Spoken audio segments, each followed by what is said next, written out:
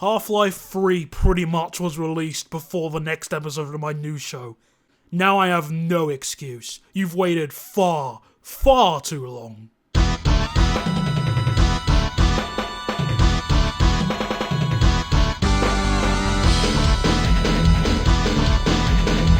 Hello everybody and welcome to episode 42 of the Train Simulator News Show.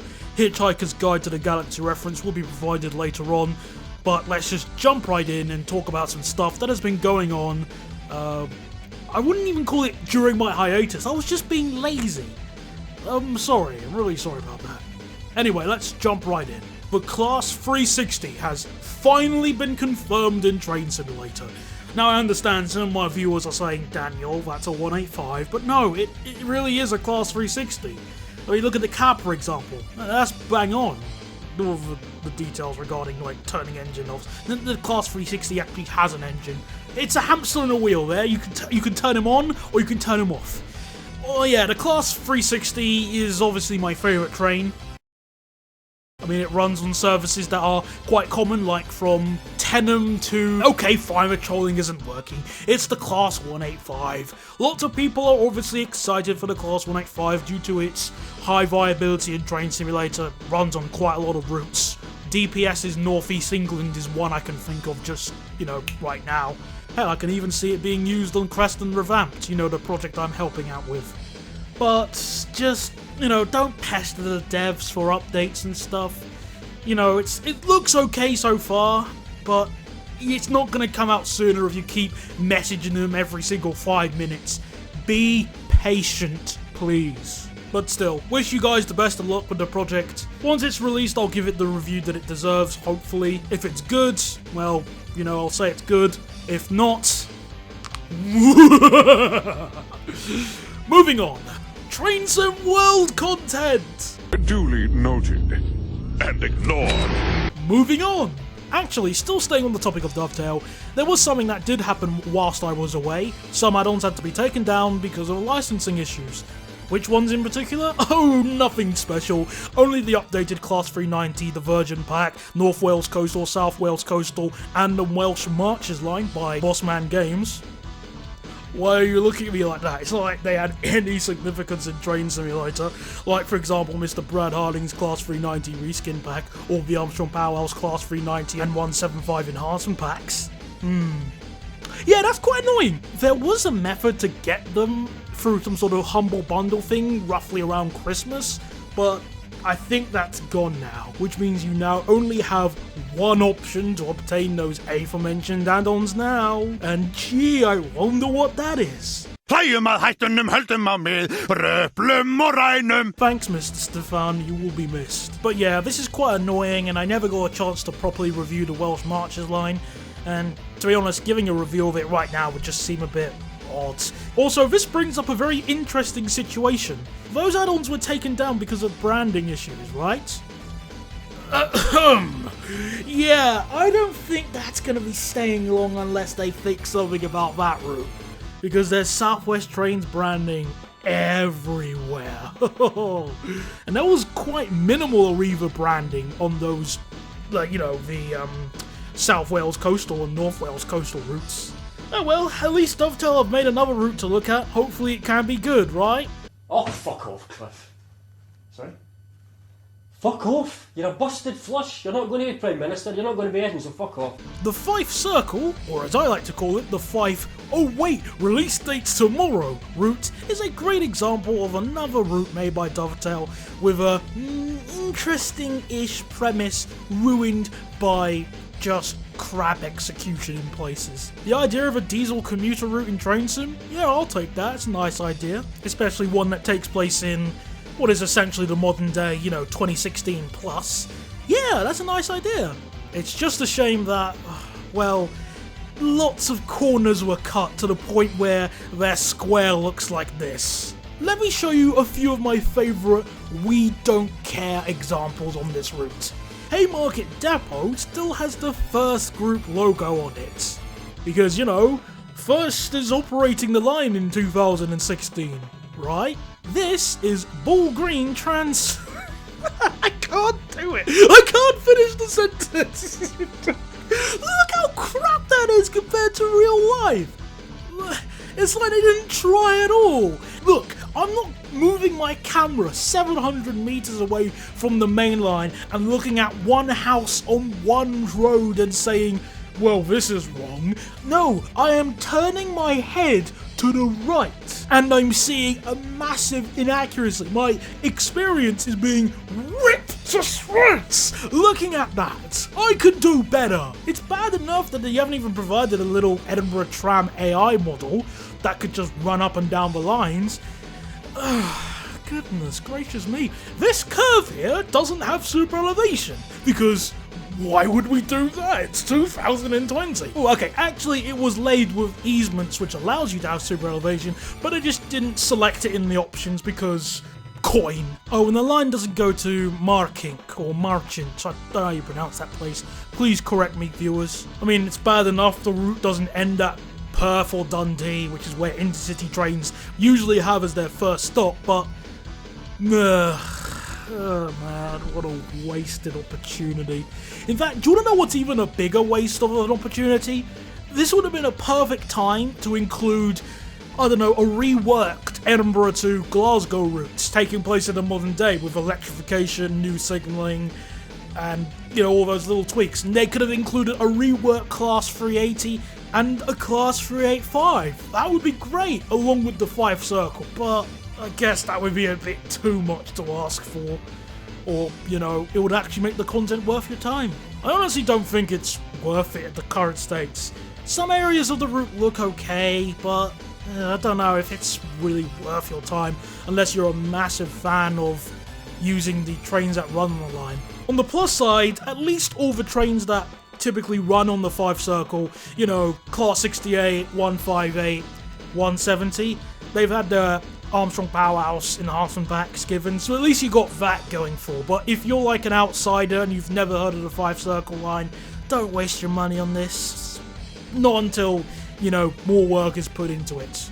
I also heard that somebody made a defense saying that the developers of this route were rushing this project and making out as if, you know, therefore it's exempt from criticism. Yeah, right. Well, they sold a product at the end of the day. I'm reviewing what I'm being given, not, well, it could have been this good. If your developers are crap at time planning, that's not the consumer's fault. So don't try and make it out as if it is. Also, slightly moving on, the Class 89 that Dovetail made is probably a good candidate of being one of the worst trains that they've made. I was going to go into like a massive sort of like discussion and comparing it with the real thing, but I can't be bothered. I really can't be bothered. They put no effort in apart from the modelling and cab textures. I'll just show you one picture. I was able to do 160 miles an hour in it, and when I turned the throttle off there was a noticeable amount of friction. That's it. Don't waste your time on it. Yes, the community are trying to modify it, but seriously, don't waste your time. It's a piece of crap. The worst. One of the worst. Hell, I'll probably say it's even worse than the 166. Purely because you have to factor in when they were made.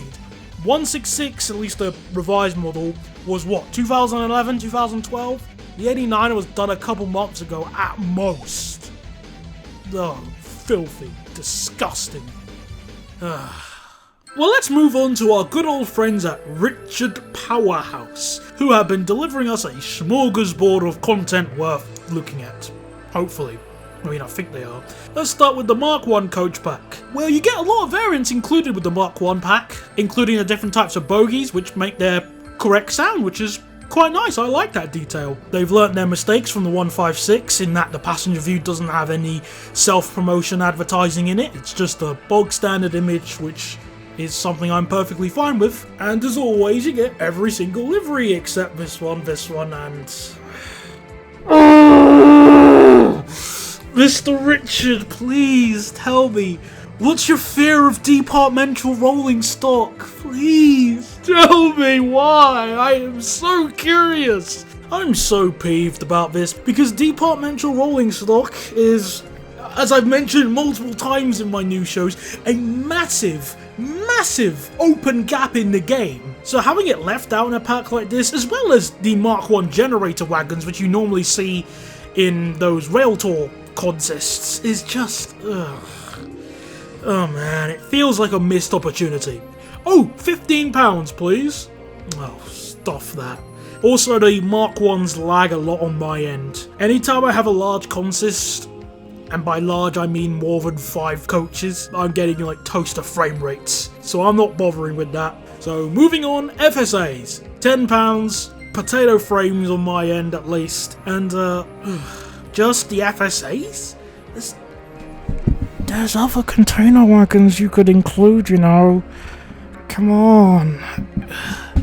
I know it says FSAs and FTAs, but they're basically the same for the purposes of discussion. Feels like a bit of again another missed opportunity to include different container flats over the years, but no, just the one. Stuff that, moving on. Class 86 Enhancement Pack. I'll be honest and I'll say that I was a bit confused to hear that this was going to be the next Enhancement Pack from the Armstrong Powerhouse. I honestly thought the original 86 sound pack was fine, especially since it applied to the 87, which this doesn't, thank you very much. I also had James Ival's mod installed, but okay, what I'm trying to get at here is, was the demand to improve the 86 in Train Simulator that high? As in higher than the Pacers, the 153, 155, 165, Voyager, Meridian. The Pacer is the one that really annoys me because it's not fully compatible with the Armstrong Powerhouse 150, 156, 158, etc, etc. It's quite annoying because one of the things that I like to do is mix and match different units together. It's something that happens quite often and it feels more realistic. Okay, sure, you can actually physically couple the 142 with the other trains, let's say like the Class 156 in Train Simulator, but you get Nissan GDR physics, or you get no engine sounds. It's really distracting. Alright then, fine. Let's see how this new enhancement pack fares. I do like the visual improvements overall to the 86 that this pack offers. They did a comparison shot compared to the old and the new, and it really does show just how far it's come, and I like that. The cab textures have been redone, and you get nice little details on different variants of the Class 86 that have been provided. Not to mention, you get a plethora of liveries from the past and present, pretty much every single livery except this one, this one, this one, this one, and this one. This running gag will last 1,000 years because the Armstrong Powerhouse clearly want it to. And besides, why would you expect them to include every single livery? I mean, they did it with the 50 and the 319, but the 86, who cares? Oh, if you're a fan of driving the 86 back in the day of head code boxes and diamond pantographs, you'll be glad to know in this £17 enhancement pack, the Armstrong Powerhouse did all they can to not include those for you. And to add even more salt in the wound, it's not fully compatible with the DVT. Because why would it be? Seriously, now you're just pushing it. It's bad enough that you still can't use the DBSO after, what has it been 6 years now almost? Probably, I've lost count, because it doesn't have a cab. But you can't use it with the DVT properly because, I don't know, scripting antics. So, because of those things, the usefulness and the viability of the 86 is cut in half, pretty much. In fact, I don't even think it's possible to get the Mark III restaurant coach for the Angular livery now, because that was included in a scenario pack, I remember, but they've taken them all down because of something they're planning for the future. I don't know, so you can't even make the full Angular concept. What is going on here? And do you want to know the most insulting thing about all of these problems of the 86 Enhancement Pack? It's really nice to drive. The sounds are really good. In fact, I'd probably go out on my record and say it's better than the 91 Enhancement Pack. They've definitely captured the very vintage and mechanical feel of the locomotive. The motor recordings are fantastic. But I don't feel comfortable recommending it to my viewers in this state, because it honestly feels quite, I don't know, unfinished seems the wrong word, it's just unpolished perhaps? Now if you're able to enjoy the 86 more than I can, more the power to you, that's amazing, I'm so happy that you are. But I have a serious question. How much more do you think you'd be enjoying the 86 Enhancement Pack if they, 1, included the missing liveries, 2, included the missing variants, and 3, made it fully compatible with the driving van trailer and the DBSO. Of course, having a DBSO with a cab, but you know what I'm trying to get at here. You'd probably be enjoying it a lot more, even if you just had the option at least, but oh well. This appears to be the norm for these enhancement packs in the Armstrong Powerhouse in this day and age. As consumers, you really shouldn't settle for less, you should fight for more. That's what I would say on this matter. The next thing they've confirmed is the Class 375-377 enhancement pack, but at the time of me recording, it's not finished. We only have one picture and one preview. Okay, we'll have a quick glance at it in the future, perhaps, maybe, I don't know. We'll see how things go on. Slightly moving on, there's only one minor thing to mention regarding Just Trains. They are going down the route of those extensions regarding the Midland mainline routes, and it is getting my eyes to roll just a bit because, well, remember the original base route, which will be necessary for all those extensions anyway, is £25. And then you have to pay for an extension, and then you have to pay for another extension, and then you have to pay for the other extension. It's becoming like that Yo Dog meme from back in the day, you know, Yo Dog, I heard you like extensions, so we made an extension for your extension so you can drive whilst you drive. Again, it's similar to what Dovetail have done in the past, but worse, because they haven't even provided any rolling stock, as I mentioned last time. Now, ignoring the departmental ones that I gave ideas for, what other rolling stock runs on a line that hasn't been made in Train Sim? That's a good question. Conveniently enough, the Class 195 is running between Sheffield and Nottingham now. If you were to include a Class 195 with this route, I guarantee there'll be a whole bunch of people who will buy this add-on just for the 195. It's an effective marketing strategy that happened even back in the day of, like, the PS2 and stuff. People bought Zone of the Enders on the PlayStation 2 just so they can get the Metal Gear Solid 2 demo. Not even a full game, just a demo. That's how effective that strategy could be. But, alright, fine. At least what they are providing is looking better than the likes of the Western Main Lines and the Chiltern Main Line. And I'll probably look at it once it's all been extended and finished and stuff. You know how it goes. Mind you, with that being said, I'm still supporting the idea I gave to Just Trains of making a dedicated route building asset pack. Really, because clearly there's some talent going to improve this route with the new track textures, thank you Mr. Guter Bahnhof once again, and just other route building scenery. I'd love to have something like that, and I'd probably promote it if it's good. And obviously if it goes into the common library, please. But yeah, that's all I've got to say regarding these guys.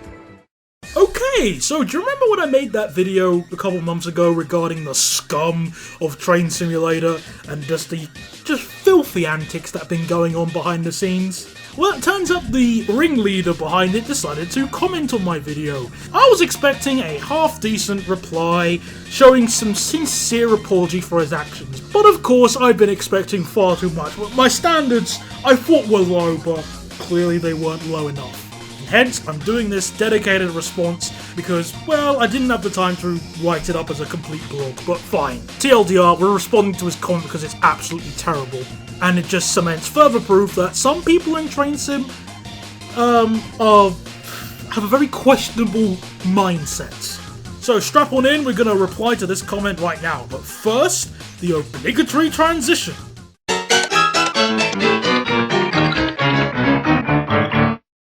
That sounded a lot better in my head. Well, before we reply to the comment, there's one other thing I want to quickly show you. When I made the Class 156 review, I got this very lovely comment, which I wanted just to show you here. I still like the AP 156, and yes, I'm a huge 156 fan, so it's worth it for me, but I understand what you're saying. Yeah, my respects, Doc. I hope they remember you. Now you see, this is the kind of respectful disagreement I'm looking for. I think the 156 could be improved. He's a massive 156 fan and thus is able to enjoy it more than I do. There we go, the world keeps spinning. No need to get vitriolic or to send words of abuse. That's how it's done. And for that, you earned my respect, sir. So thank you, Mr. Christopher Tyre. Jaffa Cake has been dispatched to your location. Keep an eye out for a red van with a black cat in it. Now let's get to the comment. Wow. Thank you for making a video about all my actions in the stream a few nights back. I am honoured. Yeah, that sarcasm was about as subtle as the brick from Home Alone 2. If there was any more sarcasm imbued in that first sentence, you could rival terrible writing advice. That's quite scary. However, I feel that had this admittingly poor joke that clearly backfired on a grand scale been somewhere else, i.e. not on the ATS stream, or anything affiliated with ATS, nothing would have been said about this.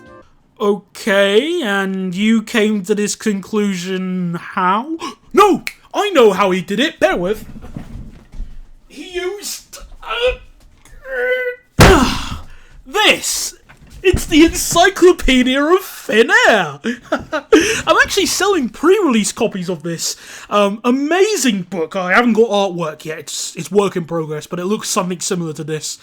It's got a real good catchline as well. Why bother thinking? Because I didn't. But because of your pure hatred and disapproval of anything ATS, this is why the video has been made.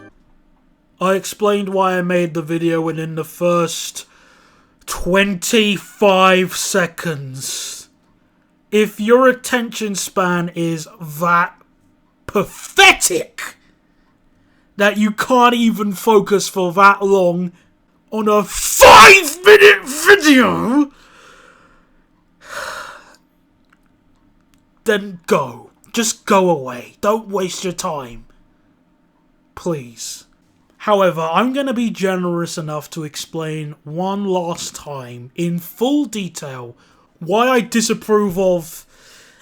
ATS as a whole sounds wrong, but you know what I mean when I say this. If you already know what I'm going on about, feel free to skip to the time code showing up on screen now, but you will be missing out on some more recent ATS antics if you do. You get 2 seconds.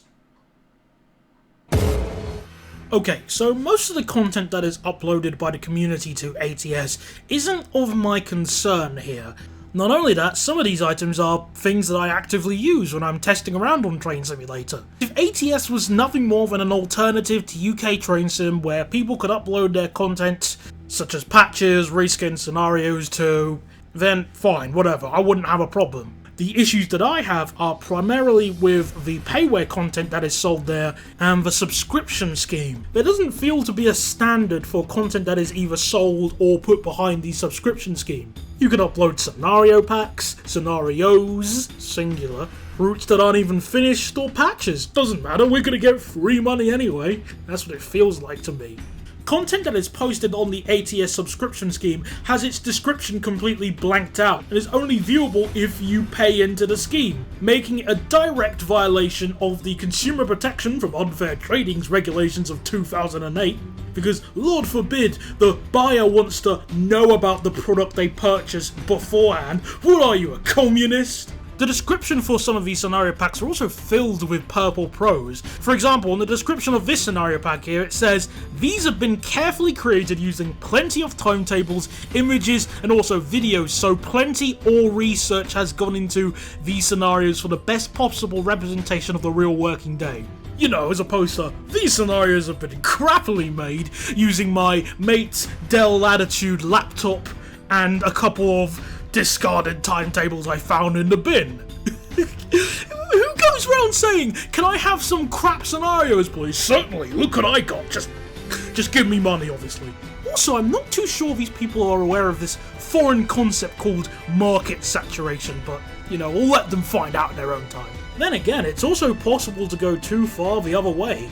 In this subscriptionware scenario singular subscriptionware scenario, let's have a quick read.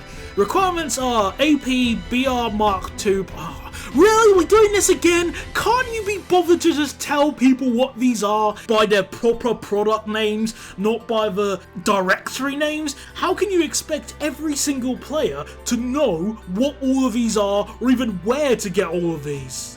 DT British Rail Wagon Pack? Well, which one? They've made quite a few in the past. Keith and Ross WCML2 plus the Class 87 Virgin Pack from DPS probably requires the old 86 SP. Well, that's very reassuring, isn't it? RSC Class 159 Pack 01 plus AP 158 EP? Well, which enhancement pack for the Armstrong Powerhouse 158? There's 2! You can't be this lazy! Description: drive your 86 as far as Sandwell and Dudley on the 730 to Poole. Weather, time period, TSRs, difficulty. These are just some of the bits of information the player would like to know. He's provided an explanation as to why it's sub-only. He said, I made this sub-only so people don't accidentally download it without looking at what route it's for. Oh wow, you have no faith in your viewers whatsoever. It's people like you as to why TFL trialed the please hold on, the bus is about to move thing. If you're wondering how I managed to read the description of this sub-only thing, well, the creator forgot to set it to sub-only for a brief period of time, so I had a quick look. Apparently with this Northeast England scenario pack, the creator didn't bother speaking to Mr. Darren Porter to ask if he could even make it in the first place, but it doesn't matter.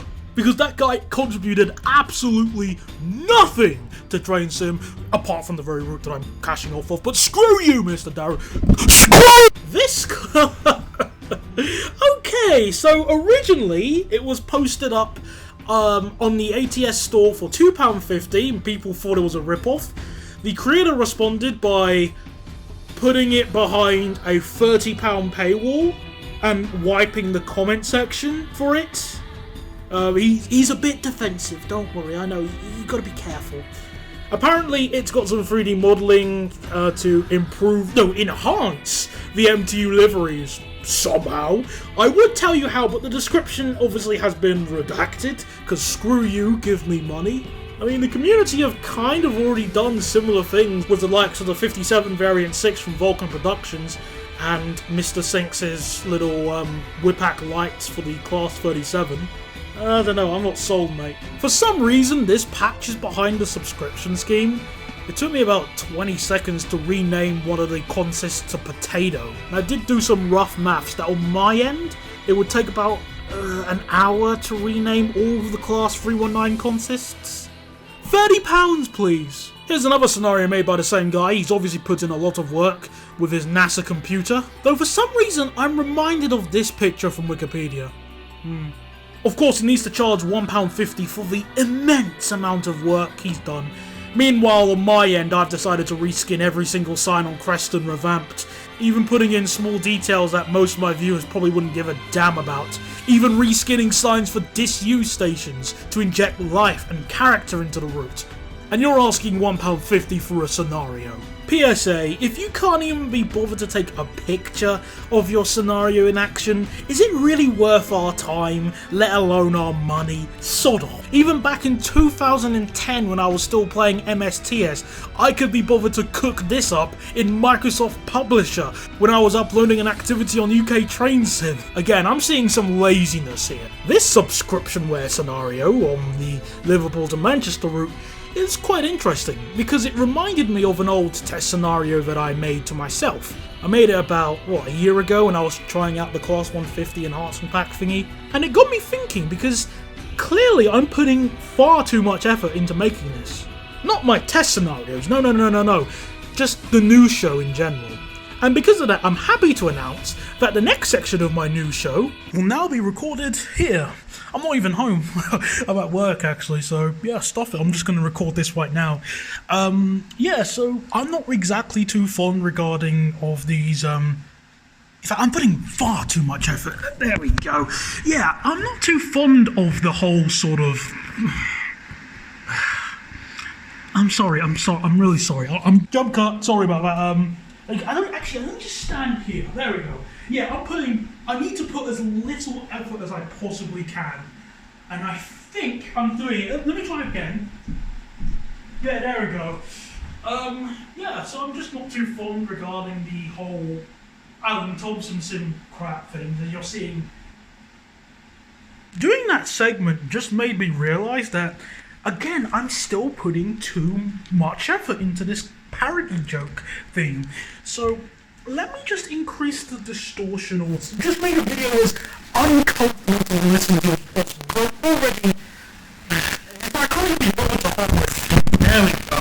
So I'm just going to stand over here as well. So yeah, what am I going to talk about? Oh yeah, I was talking about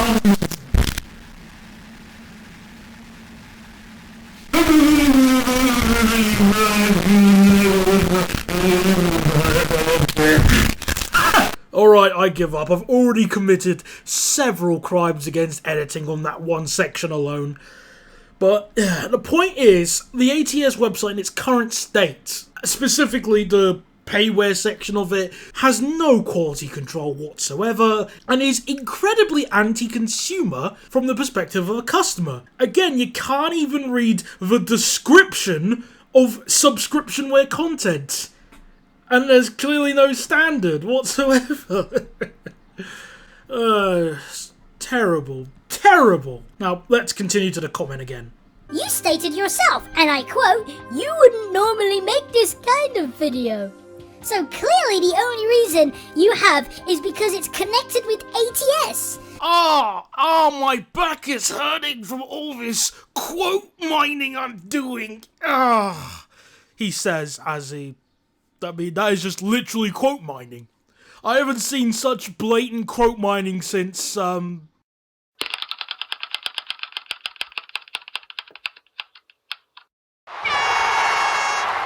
Yeah, let's go with anti-vaxxers. Yeah. Also, if this was a Chan board, I'd be reporting this guy as being delusional. He needs to be taken to some form of infirmary for making such a stupid comment. Which is equally as dumb as my joke. Well, no, because, well, as I showed earlier, you were wrong anyway, so... yeah, no, you're just wrong. Another thing which I find funny is that Luca Waitling does all that he does. Trolling, sexism, racism, homophobic comments, threats, you name it, he commits it. Where's your video calling him out? Oh no, he's not part of ATS, is he? So there'll never be a Luca video. Apply Occam's razor, please, which requires fewer assumptions. I don't have all the evidence necessary, or I'm perpetuating a conspiracy to only talk bad about ATS-related individuals. Idiot. Look, I happen to know one specific thing that Mr. Luca has done pretty bad.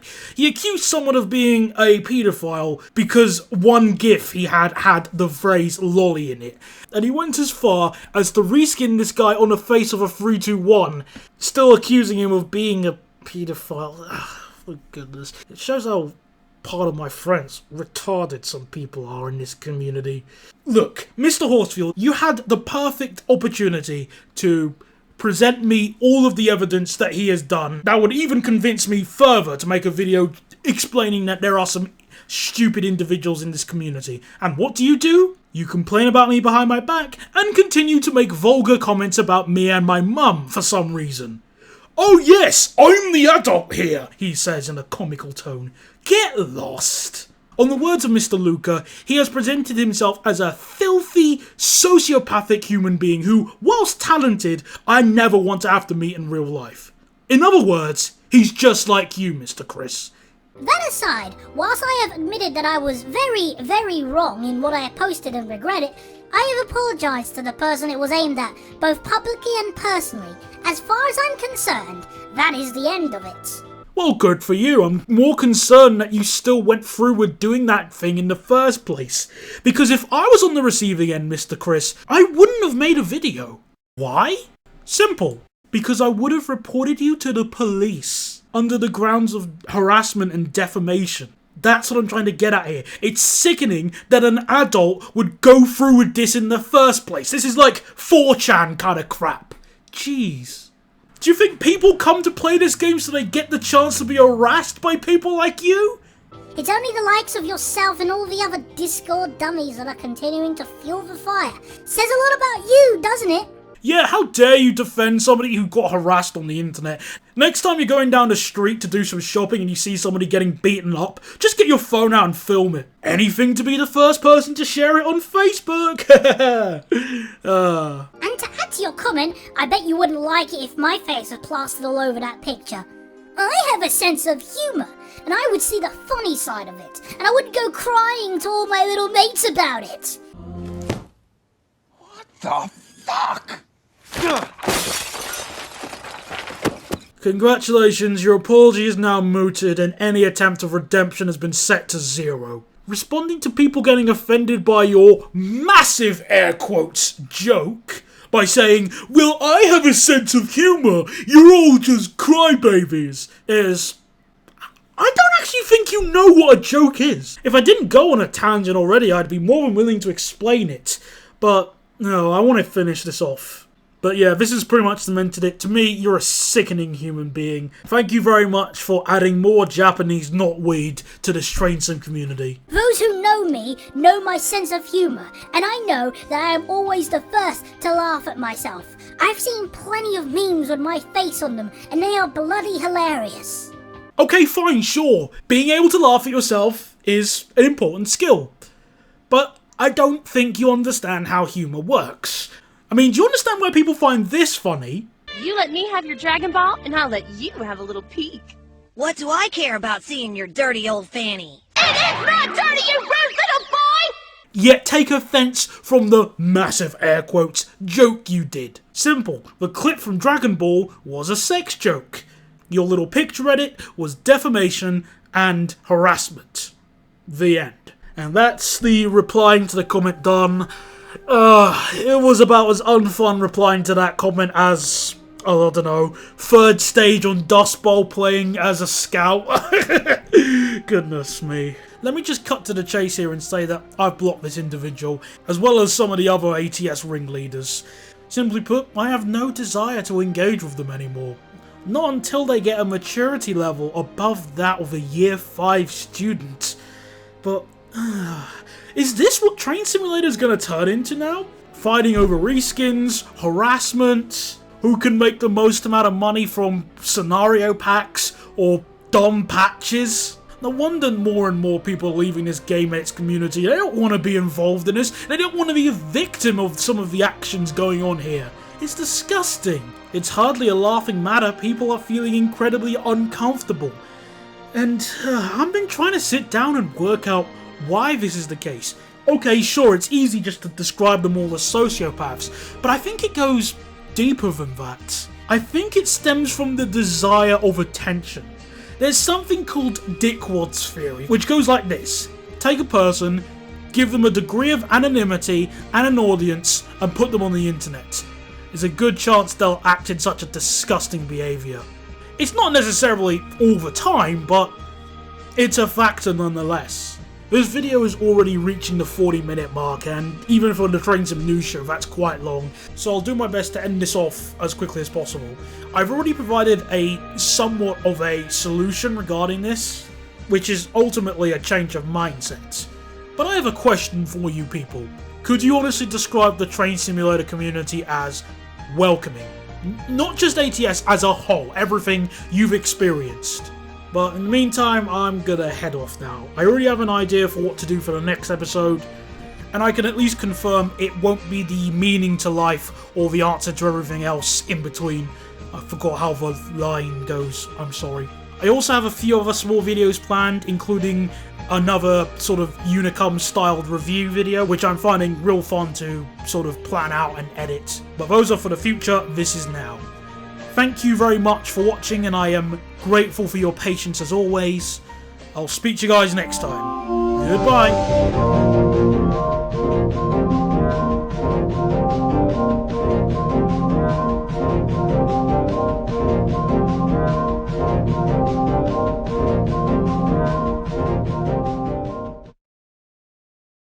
Oh wow, you're still here. Well, have a couple of outtakes that happened earlier, because I'm feeling nice. The Class 360 has finally, ow! Ow! Dang it, oh, that hurt. You stated yourself, and I quote, you...